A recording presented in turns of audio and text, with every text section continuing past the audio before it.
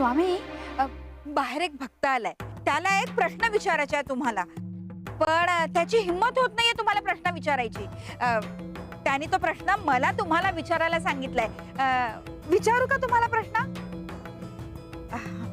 त्याचं असं म्हणणं आहे की त्याचं कशातच लक्ष लागत नाहीये, प्रार्थनेत नाही, भक्तीत नाही, नामस्मरणातही त्याचं मन लागत नाहीये. नाही, त्याची इच्छा आहे, पण करावं की नाही हाच प्रश्न पडलाय त्याला. हा प्रश्न त्याचा आहे की तुझा आहे? नाही, त्याचा. ठीक आहे, विष यात येऊन टाक. विष? नको स्वामी, अहो विष पहिलं नेहमी. येऊन टाक म्हणलं ना. धर.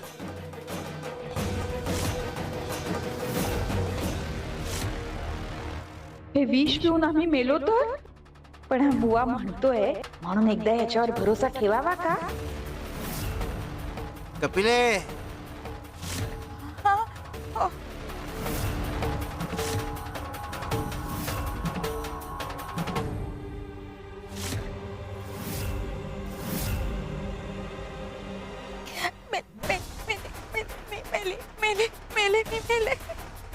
कपिले, यात विष नव्हताच.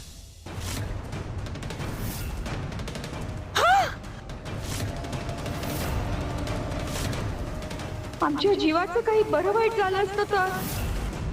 आम्हाला सांग, तुला विष प्यायचं नव्हतं ना?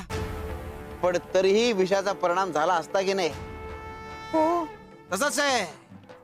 तुम्ही प्रार्थना करा, पूजा करा, नामस्मरण करा. सुरुवातीला त्याचा मनाशी काही संबंध नसतो. सुरुवातीला ती फक्त कृती असते, पण हळूहळू त्याची गोडी लागू लागते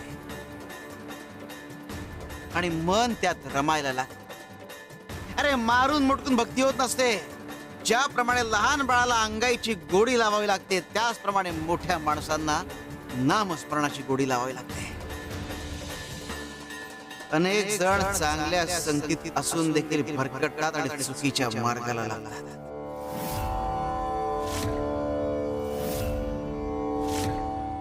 नरेश, तू माझ्याशी खोटं बोललास.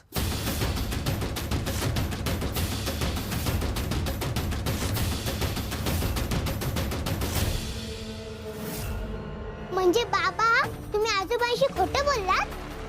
स्वामी, बघ नरेश, मला त्याचं उत्तर हवंय.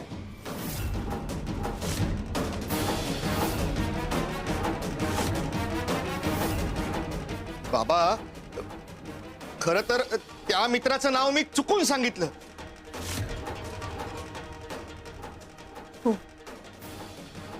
नाही नरेश, हे चुकून झालेलं नाहीये. तुला चांगलंच ठाऊक आहे, तू जाणून बुजून खोटं बोलतोयस.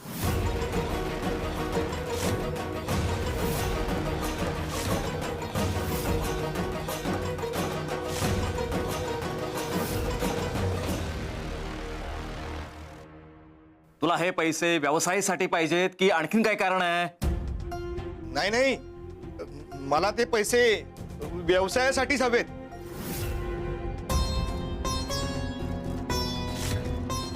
हो का? मग मला सांग, कोणता व्यवसाय करणार आहेस? काहीतरी ठरलं असेल ना कोणता व्यवसाय करायचा ते? सांग मला, कोणता व्यवसाय करणार आहेस? आधुनिक शेती करणार आहेस? सोन्याची पेढी टाकणार आहेस? हा, काय रे? की कापडाचा व्यवसाय करणार आहेस? अहो सुनेत्रा, तू मध्ये बोलू नकोस. तुला चांगलं ठाऊक आहे की मला खोटारडेपणा आवडत नाही.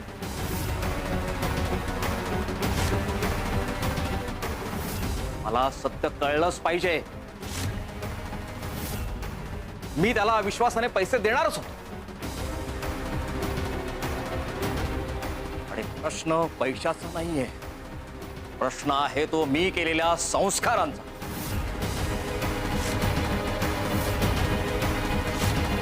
आज माझ्या संस्कारांचा पराभव झालेला आहे.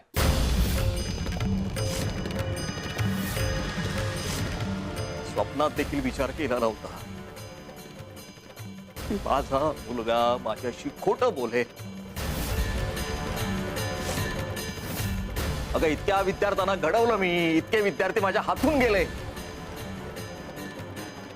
पण कधी खोटं बोललेलं नाही. पण आज एक विद्यार्थी खोटं बोललेला आहे.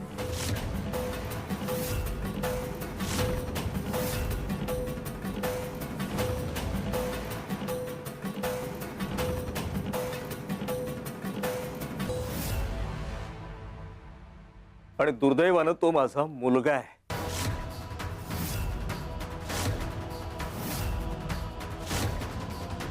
हे मामणजी पण ना अतिच करतात. आता यांनी मागितलेत पैसे तर देऊन मोकळं व्हायचं ना. एवढं कसं आशंक व्हायला पाहिजे. बाबा बाबा अहो, मी जाणून बुजून नाही काही केलंय. तुम्ही नेहमी आहे ना तुमचा तर्क लावत राहता.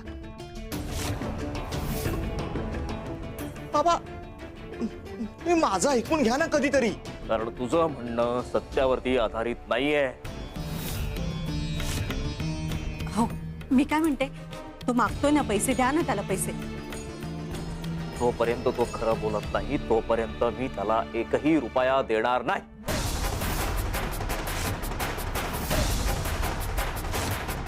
नका देऊ पैसे. कंटाळा आलाय मला तुमच्या आदर्शांचा, तुमच्या संस्कारांचा, तुमच्या तत्वांचा.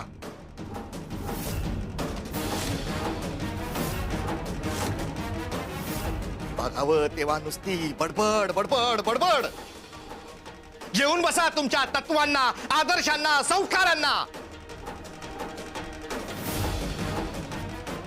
बाबा मला माझे निर्णय घेता येतात. मला माझं आयुष्य माझ्याप्रमाणे जगू द्या. दादा दादा शांत हो. तू आज चल माझ्यासोबत. आज चल. शारदा, बाबा तुम्ही शांत व्हा. मी बोलते दादाशी. हा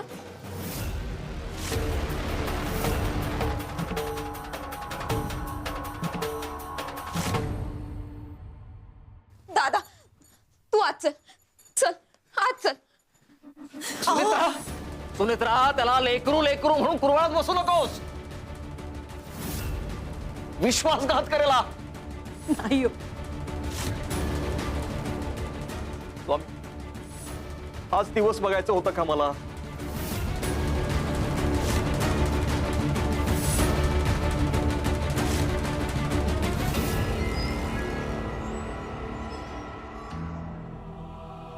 दादा अरे तू शांत हो.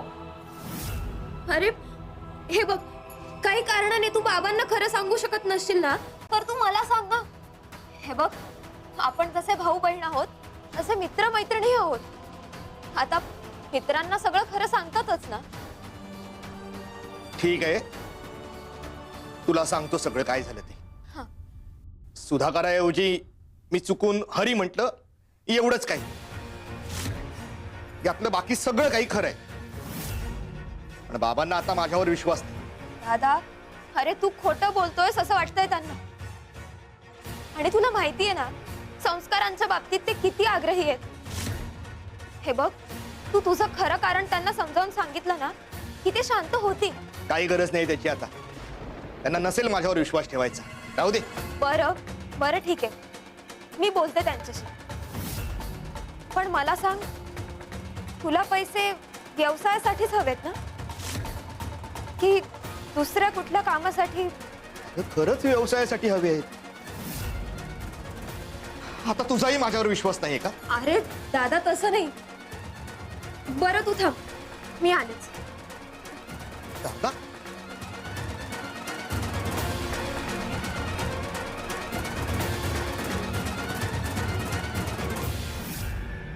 दादा हे मी शिवणकाम करून जमवलेले पैसे आहेत.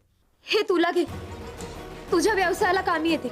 हा अर्धा दादा फक्त हे आई बाबांना कळू देऊ नकोस. गुणाची ती माझी बहीण.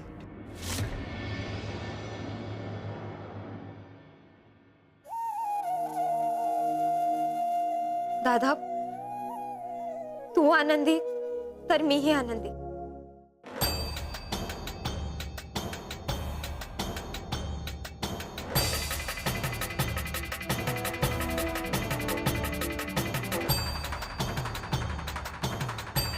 बाळा,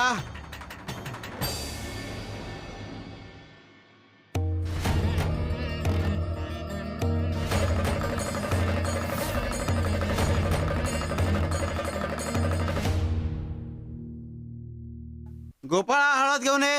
हो स्वामी, हळद घेऊन येतो.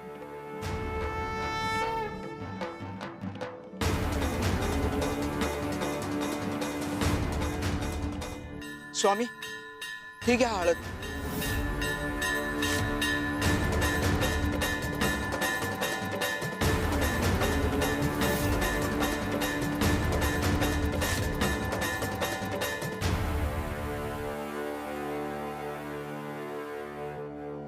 जखम झाली की वेळीच त्याच्यावर उपचार करायला हवा, नाहीतर पुढे जाऊन ते चिघळते. काय बाळ्या, हीच गोष्ट आपल्याला शारदाला समजवायला हवी. स्वामी, शारदाताईंच्याही आयुष्यामध्ये काही वादळ येणार आहे का? त्यांनीही कुठल्या जखमेकडे लक्ष देण्याची गरज आहे का? शिव शंकर शंभो.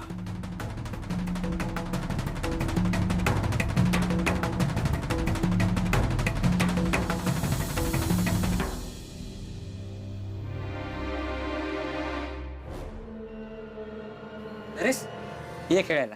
अरे त्यासाठीच तर आलोय. काय अंगत? ये बस, तुझीच वाट बघत होतो. हो का? चला. चला सुरुवात करूया.